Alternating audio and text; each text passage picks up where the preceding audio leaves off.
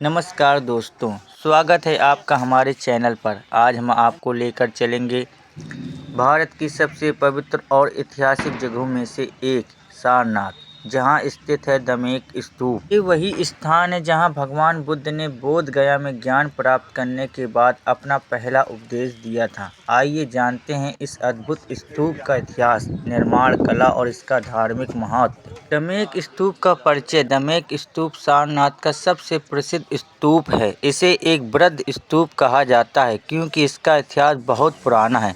ये वाराणसी से लगभग 13 किलोमीटर दूर स्थित है। इसे देखने के लिए हर साल लाखों लोग आते हैं। इसका व्यास लगभग 28 मीटर और ऊंचाई 43.6 मीटर है। इतिहास। दमेक स्तूप का निर्माण 500 ईसा पूर्व में हुआ था। इसे उस स्थान पर बनाया गया था जहां भगवान बुद्ध ने पहले उपदेश धर्म चक्र प्रवर्तन के लिए प्रवचन दिया था। बाद में सम्राट अशोक ने इसे 249 ईसा पूर्व में और भी भव्य रूप दिया। निर्माण और संरचना।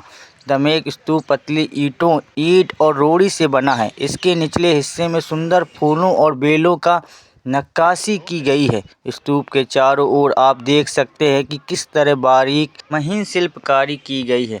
सारनाथ के अन्य स्थल। दमेक स्तूप के आसपास धर्मराज का स्तूप, एक आसमक वेदिका, मूलगंध कुटी, अशोक स्तंभ और कुमार देवी के अभिलेख भी देख सकते हैं।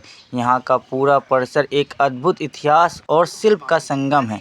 दमेक स्तूप की धार्मिक महत्ता। ये स्तूप सिर्फ एक इमारत नहीं है, ये उस पवित्र स्थल का प्रतीक है जहाँ भगवान बुद्ध ने अपने धर्म का पहला उपदेश दिया। इसलिए इसे धार्मिक दृष्टि से अत्यंत महत्व दिया गया है। अद्भुत शिल्पकला। दमेक स्तूप की दीवारों पर बनी नक्काशी और पत्थर की कामकाजी तकनीक आज भी लोगों को चकित कर देती है। इसके डिजाइन में आधा वृत्ताकार, चैत्य गृह और धर्म चक्र विहार जैसी अनोखी संरचना है। उत्खनन और संरक्षण। सारनाथ के उत्खनन से पता चला कि यहाँ प्राचीन समय से ही बौद्ध धर्म का बहुत अधिक प्रभाव रहा है।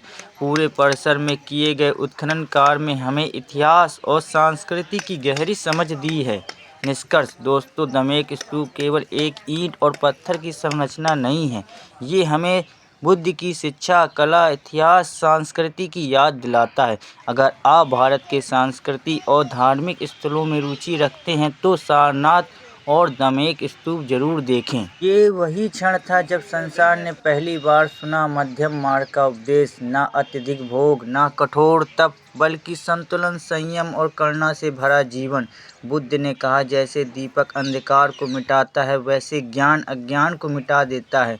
सारनाथ की ये भूमि उस शाश्वत ज्ञान की गूंज आज भी संजोए हुए है। का स्तंभ। यही वे स्थान है जहाँ अशोक महान ने अपने शासनकाल में बौद्ध धर्म को विश्व भर में फैलाने की प्रतिज्ञा ली थी। इस स्तंभ का शीर्ष भाग 4 सिंह वाला अशोक स्तंभ अब सारनाथ संग्रहालय में। एकात्मक वेदिका का अर्थ होता है पवित्र मंच जहाँ धर्म का उपदेश दिया जाता है, और एकात्मक वेदिका इसलिए कहा जाती है क्योंकि ये वही एकमात्र पवित्र स्थान था जहाँ से बुद्ध का पहला उपदेश प्रारंभ हुआ था। कहा जाता है कि जब भगवान बुद्ध ने यहाँ उपदेश दिया तब धर्म का चक्र पहली बार घूमना शुरू हुआ। से उन्होंने सिखाया था मध्यम मार्ग, अष्टांगिक मार्ग और धर्म चक्र प्रवर्तन का संदेश। यहीं से मानवता को मिला शांति, करुणा और प्रेम का संदेश।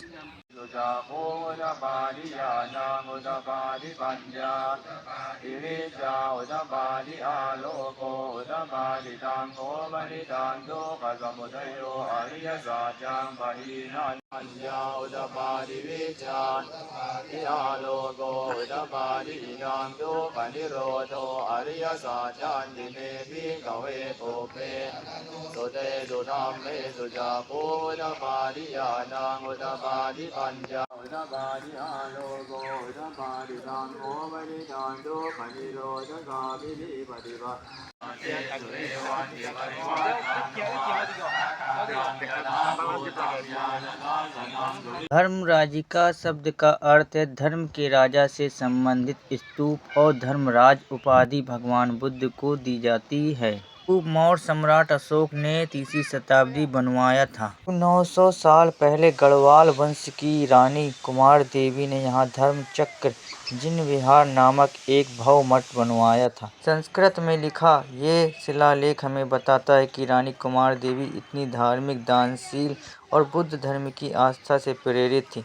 उन्होंने ये विहार बनवाकर न केवल बौद्ध धर्म की सेवा की, बल्कि यह भी दिखाया कि स्त्रियां भी इतिहास गढ़ सकती हैं। एक संग्रहालय में रखा है। ये वही जगह है जहां पत्थर और ईंटों से बनी भव्य मठ संरचना समाहित है, जिसे रानी ने कुमार देवी ने 12वीं शताब्दी के आसपास बनवाया था। इस विहार की दीवारें, फर्श, स्तंभ, हर एक पत्थर जैसे उस समय की भव्यता, आध्यात्मिकता और कला की बोल रहा है।